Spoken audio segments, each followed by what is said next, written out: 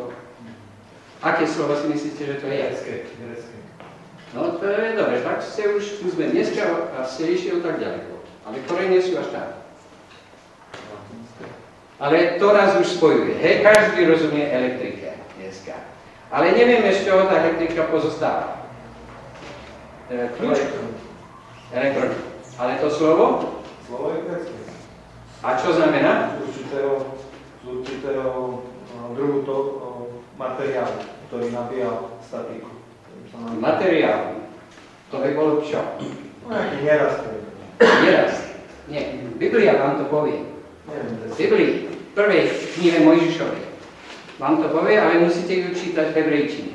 Nie v slovenčine, nie v češtine, nie v angličtine, pretože tam to slovo bude nahradené slovom God, alebo Boh, alebo Deus, alebo Dios.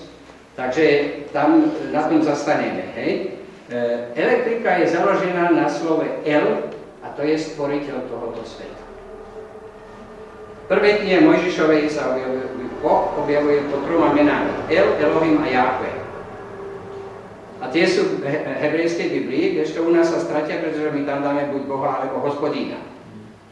Ja? Keby sme čítali ju v pôvodnom, tak by sme boli nie, El, to je svetlo. A svetlo je, Boh je svetlo. Ale v ktorom jazyku? Tamilčine. No a kde sa hovorí tamilsky? Tamilčina je dravický jazyk, to musím vám dať trošku úvod do pozadia jazykového. Tamilčinou sa dneska hovorí v 3 štátoch Indie. India, jak si predstavujete, to je taký veľký trojuholník, hej, zarazený do Indického oceánu. A na severe sa hovorí sanskritskými jazykmi, tam je hodne, a rôznymi prakritmi, ktorých je ešte viacej, a tie sú nám do určitej miery príbuzné. Keď pôjdete na Deka, na tú vysokú zem, kde sa nachádza zlato, tak tam sa už nehovorí sanskritsky, tam sa hovorí Karata, alebo sa hovorí Telugu. Keď pôjdete na juhozápadné pobrežie, tam sa hovorí Malajala. Na juhozápadnom pobreží sa hovorí Tamil. No a tamilčina je kľúčovým jazykom dravických jazykov. A tie dravické jazyky nepatria do tzv. Indoeurópskej skupiny. Tie sú sami o sebe a pravdepodobne majú aj najstaršie knihy, je ich len 17, ale zatiaľ nie sú tak dobre prístupné. 6 z nich bolo preložených do sanskritu alebo do hinštiny, a do angličtiny samozrejme tiež, ale ešte väčšina z nich nie je ani preložená. Teraz dotknem sa jednej otázky. My sme Indoeurópania. Áno? Sme? Či nie sme? Sme. Spokojní ste s tým? Predstavte si, aký by bol výsledok, keby vojna nebola. Druhá svetová vojna. Alebo keby vojna skončila ináč, než skončila. Skončila porážkou Nemecka, že? Čo by sme boli dneska? My sme boli Indo-Germáni. No tak Slovák je dobrý Germán potom, nie? Pretože Indami nie sme. Alebo sme Indami snad. Ale boli by sme Indo-Germáni, keďže nie sme Indo-Germáni, tak to skúsili by sme Germáni. No vidíte, tak len vojna nás zachránila z toho, že nie sme Germáni. A čo keby sme boli Germáni, tak snad by sme neboli ani Slovakmi, alebo Slovanmi. A kto vie, či by sme boli Slovákmi. Pretože keby tam sa to vyhralo, tak viete, čo by sa dialo po svete. My sme boli opravdu germanizovaní. A my máme s tým veľký problém, pretože boli by sme Germani, ale hovoríme slovensky, alebo dokonca hovoríme po šarišsky. A jaký German nám rozumie? No, jak nám môžu rozumieť? Veď oni sú Nemi, nie? Slovenská história hovorí, že Nemi, oni sú Nemci, a teda sú Nemi, a teda nám nerozumie, no tak čo sa dá robiť? Tak sme... No tak vidíte, tak boli by sme Germáni, ktorí sa nedohovoria s Germánmi. Zaujímavá vec je, že Germáni, Nemci si vôbec nehovoria, že sú Germáni. Oni sú Deutsch. A prečo si nehovoria, že sú Germáni? Oni sú Deutsch. No? Prečo nie sú Germáni? Vidíte, keď sme mali indoeurópsku, keď by vojny nebola indoeurópska familia, ale by bola indogermánska. A teraz, jak to, že tí Germáni si nerozumiejú? Idem na hrad na Devíne a tam je hodne referencií na Germánov. Germánska prítomnosť na našom území. Pred 6. storočím. chváli sú aj Germáni. Sú moje. Ako to viete? Viem, čítam, čítam. No. Vykopávka vám poviem aj inde, vykopávka. No, vidíte, ale predstavte si, keby ste išli na Devín a keby tam bolo napísano, že boli tam prítomní a budovali tam niečo Nemci. To by znelo veľmi divne, že? Nemci. A? Tých Germánov nejak, no, dobre, tak dáme im tie 4 storočia od začiatku, od Krista, alebo tak nejaké, ale Nemcom to už by bolo ťažšie im to dať, nie? No, rozumne, alebo vychytralo, západná historiografia, hlavne nemecká, sa tak posúva na tej neistej pôde medzi Germánmi a Deutsch. A Deutsch si nehovoria Germáni, ale Angličania im hovoria Germans, a my im hovoríme Germáni, a sme z toho popletení úplne. Nerozumieme si, čo vlastne hovoríme, ale prisudzujeme naše pamiatky veľké, tu ako Devín a rôzne iné, nejakým Germánom. A potom zase prisudzujeme iným, Keltom. A vieme, kto sú Kelti? Dneska sa nájdú tam na Bretanskom polostrove, hej, alebo na Galway Bay v Írsku, na tých Aran Islands, alebo vo Škótsku severnom, ale to sú také zvyšky. A kde máme Keltov u nás? Jirácek hovorí, že pravce Čech je vybil.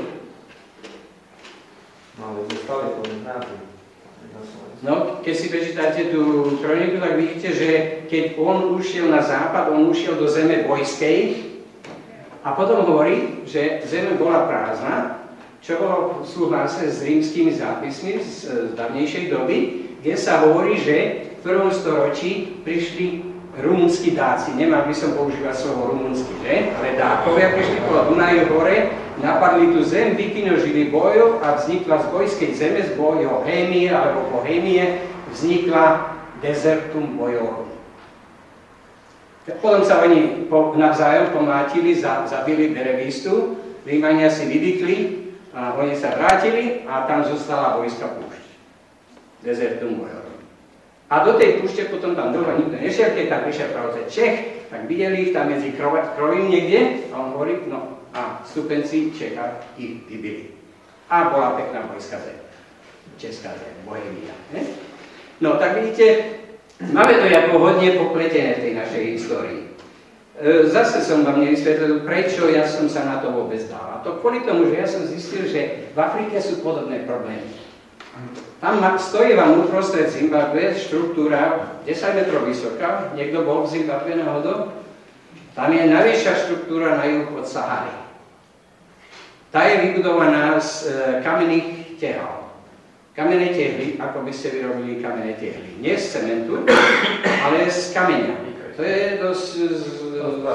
To je pracné a treba to vedieť, hej?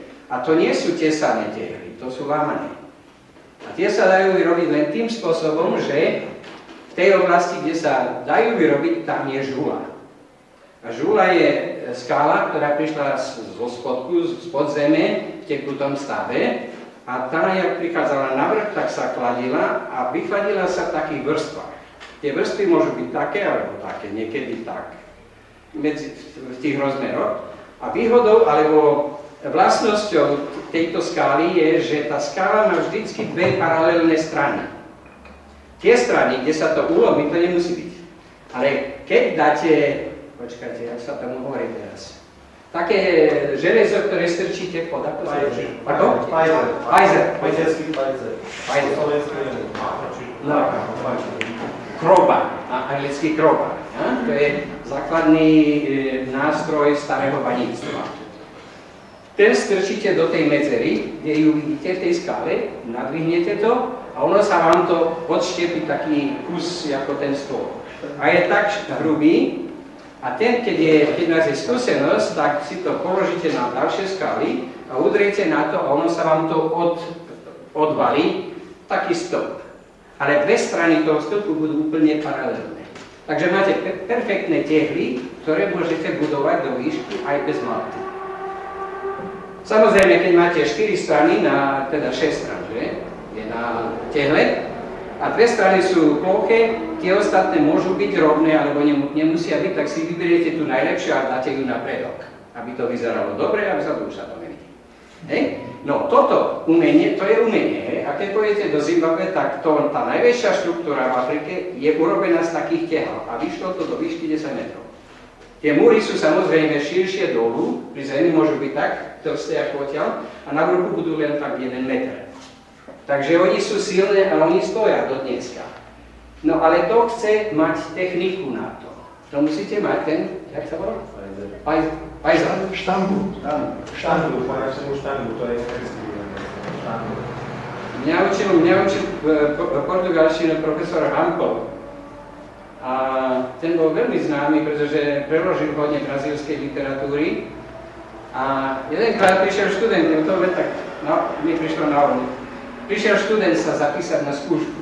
Tak prišiel jeho sekretárke a hovoril, že prosím vás, mohli by ste ma zapísať na skúšku u súdruha Pajzla. Súdruha profesora Pajzla. On to počul. Práve vyletel z jeho úradu do sekretárke povedal, súdruhu, vy nikdy neskončíte Karlovú univerzitu. Neskončíte. Ale čo sa stalo? On bol zamilovaný do sekretárky. On si ju chcel vziať, ona si ho chcela vziať, ale keď počula, že mohla by byť pani Pajzlov, súdružkou Pajzlov, tak si ho nechcela brať. Tak pán Pajzl bol v trapaku, pretože ten mal asi 8-9 kníh jeho menu, Hamplovi. A to tak ľahko sa zvedlo na Pajzla, ne? Tak on potom zmenil to zmeno na iné meno úplne a vzdal sa toho kreditu vlastne od tej knihy. Takže to bola veľká obeť pre tú jednu ženu, hej? No, takže som odbočil, počkajme. Nie som odbočil.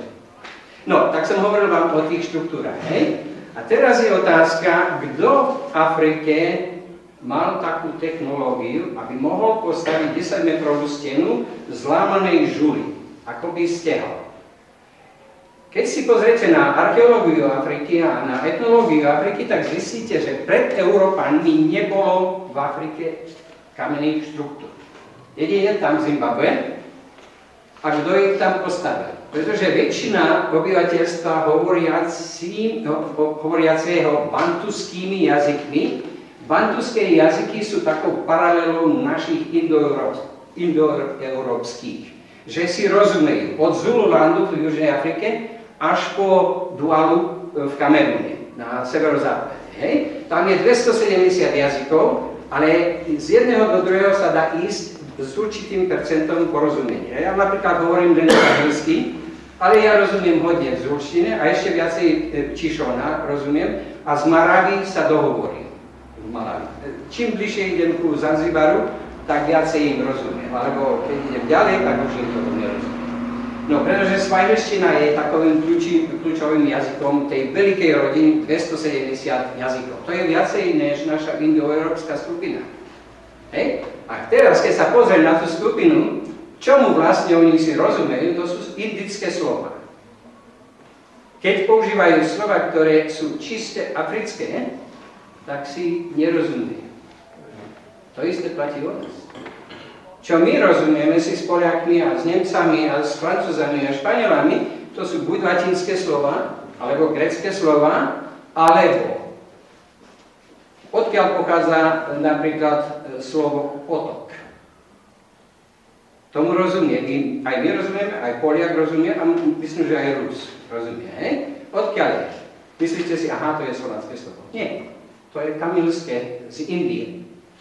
Prečo je kaluš? Prečo jej rozumieme? Prečo máme skála, ktorá sa objaví skoro vo všetkých jazykoch? To je zase tamilské slovo. Jak sme k tomu prišli, že my máme tamilské slova v našom jazyku, ktoré nás jednocujú v tých rôznych našich jazykoch? No, na to som prišiel v Afrike, že keď som chcel pochopiť, čo sa dialo v Afrike, tak som zistil, že Afrika by nebola čím je, keby tam nebolo indického vplyvu.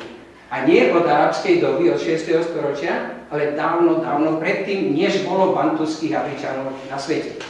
Pretože pôvodne Afrika od Etiópie na juh mala len jedno obyvateľstvo a to obyvateľstvo sa, neviem, tu na Slovensku nie je jasné, oni sa volajú bušmani. Nie cigani. Nie, to nie je cigan vôbec. Nie, cigan je kultúrny človek. Bušman je veľmi jednoduchý, veľmi taký sympatický, maličký, má maličký luk, dostrelí tak skoro tam do toho rohu Takže nezabije skoro nič väčšie.